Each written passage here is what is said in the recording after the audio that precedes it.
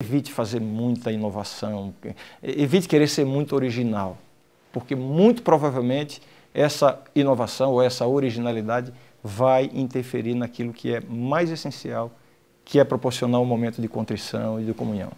Eu gostaria de saber quantos pães devem ser quebrados pelas diaconisas e quantos pães devem sobrar para os pastores quebrarem na hora da cerimônia. Essa pergunta ela é muito importante que nós vejamos na própria Bíblia.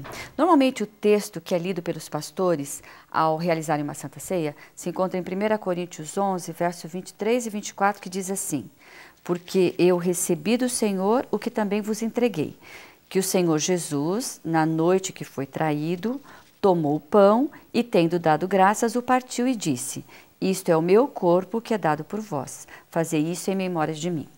Perceba que aqui, o que é para ser feito depois em memória de Jesus? Algumas coisas: tomar o pão, parti-lo e comer.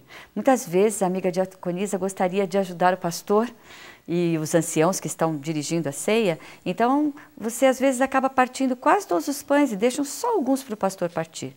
Mas lembre-se que o partir do pão faz parte da cerimônia. Jesus disse que isso deveria ser feito para que as pessoas pudessem se lembrar do significado, que o corpo de Jesus foi partido por nós. Então, às vezes nós queremos agilizar a programação da Santa Ceia e partimos quase tudo. Lembre-se de deixar uma boa quantidade para que seja partida naquele momento, tanto pelos anciãos quanto pelo pastor. É correto em algumas cerimônias, como no encontro de casais, colocar sobre a mesa já arrumados os pães e os cálices do casal. Nesse caso, os pães seriam repartidos durante a cerimônia. Devemos ter o cuidado de realizarmos a Santa Ceia em ambientes que não são realmente os da igreja. Nós temos uma recomendação do manual de que tudo deva ser feito numa sequência eclesiástica onde o pastor e os anciãos administram esses símbolos aos diáconos e eles sim vão agora em direção à igreja e entregam, o diácono entrega pessoalmente a cada uma das pessoas. Portanto, numa cerimônia de Santa Ceia, num encontro de casais, deve-se ter o cuidado de ter ali uma pessoa que seja o ancião ordenado para administrar, no mínimo, o ideal seria um pastor, e aí um diácono ou o próprio pastor ou ancião distribuírem individualmente para cada pessoa, para cada casal, os símbolos do corpo e do sangue de Jesus Cristo. Todos os cálices devem ser enchidos com suco de uva ou alguns devem ficar vazios? Quando você tem uma igreja que tem um grande número de pessoas que vão participar da ceia, normalmente você tem várias bandejas. Seria muito bom se você tivesse bandejas suficientes em que você pudesse deixar alguns espaços em branco. Por quê? Para ajudar, facilitando assim o trabalho dos diáconos quando eles passam recolhendo os cálices. Às vezes os irmãos, para antecipar, para fazer com que possa ser recolhido de maneira mais rápida, as pessoas colocam um cálice sobre o outro, vão sobrepondo, e depois colocam todos eles naquele mesmo espaço. O que acontece? Há um desequilíbrio na bandeja e pode até tombar. Então seria bom se você deixasse alguns espaços em branco, o que facilitaria os irmãos para que colocassem cada cálice no seu devido lugar. Que tipo de suco de uva podemos usar para melhor representar o sangue de Cristo? Lembrando que Jesus disse o puro suco da vide, que deveria representar o seu corpo, então vamos nos lembrar que o suco tem que ser um suco de boa qualidade. Um suco que tenha um mínimo de água, que seja um suco puro. A Superbom, ela tem um suco especialmente para a Santa Ceia. Seria muito bom se nós pudéssemos usar esse.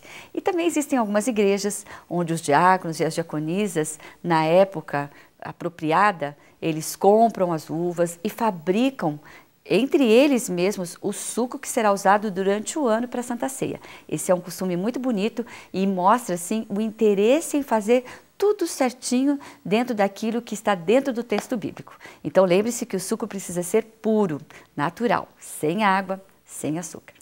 Pastor, em igrejas maiores é possível entregar os dois símbolos ao mesmo tempo, ou seja, oferecido ao mesmo tempo o suco e o pão?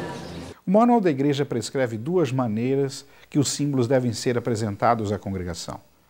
um a um, como tradicionalmente temos feito, ou entregar os dois símbolos de uma única vez, com uma sequência que está estabelecida também no Manual da Igreja.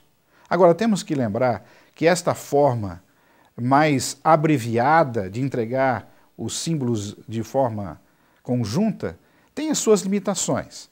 Por exemplo, foge-se do tradicional. Alguns irmãos poderão questionar aqui e ali.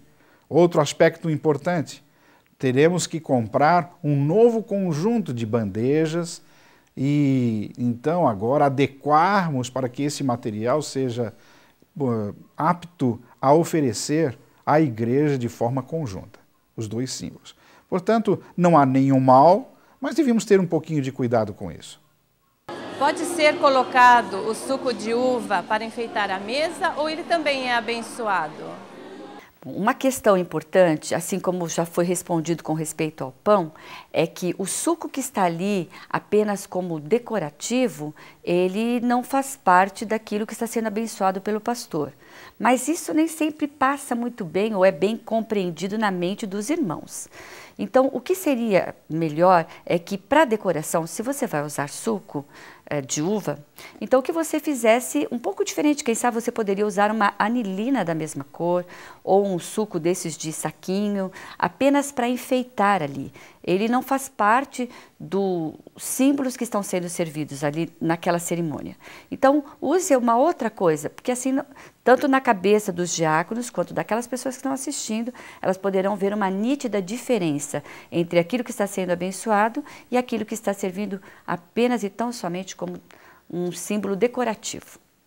Professora Sônia, gostaria de saber se todas as santas ceias a gente precisa arrumar a mesas iguais, com flores, cachos de uvas, trigos, pães e outros arranjos. Bom, na realidade, quando nós estamos fazendo uma santa ceia, estamos participando desse ritual, estamos preparando a mesa para isso, nós estamos colocando em evidência o quê? O pão e o suco, que são os emblemas que serão utilizados. Tudo mais é apenas decorativo. Então você não precisa usar sempre as mesmas coisas. Uma vez você pode colocar flores, outra vez você pode colocar candelabros e quem sabe até mesmo apagar a luz, se isso for à noite, vai ficar bonito. Vai dar uma ideia de que você está realmente lá no cenáculo, onde foi realizada essa cerimônia. Você pode colocar outras vezes os sucos para enfeitar, o trigo, ele representa bem Jesus. Ele disse que assim como o trigo cai na terra e precisa morrer, ele também passaria por essa situação. Ele também morreria e iria para o seio da terra. Então, essas outras coisas você pode ir colocando de acordo com o seu bom gosto. Lembre-se, entretanto, que ao usar artigos de decoração, esses não podem estar tão em evidência que os símbolos se tornem apagados e acabem ficando em segundo plano. E também, o que você for usar para decoração precisa ser alguma coisa que combine com a razão, o motivo do cerimonial, a morte de Cristo e a ceia realizada no cenáculo. Como deve ser a cerimônia de lavar as mãos do oficiante? Na cerimônia de Santa Ceia, nós temos um rito anterior que precede, é o rito do lava-pés. Em algumas igrejas a gente tem percebido que há a introdução de um rito não descrito na Bíblia. É a famosa cerimônia do lavar das mãos. Eu creio que todo o cuidado, a higiene, os hábitos de lavar as mãos devem estar e acompanhar uma cerimônia importante. Mas não se deve fazer esse tipo de cerimonial ali, na presença da igreja. Pode ser feito no quarto pastoral, onde os diáconos, anciãos e pastores estão se preparando para a entrada da plataforma. E é possível que nós até digamos à congregação que todos os hábitos higiênicos ou as atenções para esse detalhe foram tomados de antemão. Gostaria de dizer que nenhum tipo de outro produto deveria ser colocado sobre a mesa. Já pude presenciar em alguns lugares onde álcool é colocado sobre a mesa para que então aqueles que vão participar no quebrar dos pães ou a mesa lave as suas mãos. Isso traz um transtorno espiritual muito grande.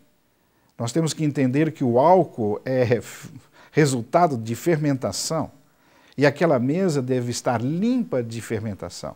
Além do mais, o cheiro, o odor que enala aqueles elementos, tanto o pão quanto o vinho, devem permear o símbolo espiritual e não um cheiro forte de álcool. Portanto, o uso de qualquer outro elemento na mesa não faria bom e nem é recomendável. Pastor, as pessoas não adventistas ou que ainda não foram batizadas podem participar da ceia? A cerimônia da Santa Ceia, ela é tida pela Igreja Adventista ou pela Igreja Cristã e demonstrada na Bíblia, ela é uma cerimônia aberta. Ela tem um significado para cristãos convertidos que foram batizados e que agora querem compartilhar e seguir aquilo que Jesus indicou, né, de participar da ceia, enfim, participar dos emblemas ali. Portanto, a nossa igreja segue esse padrão.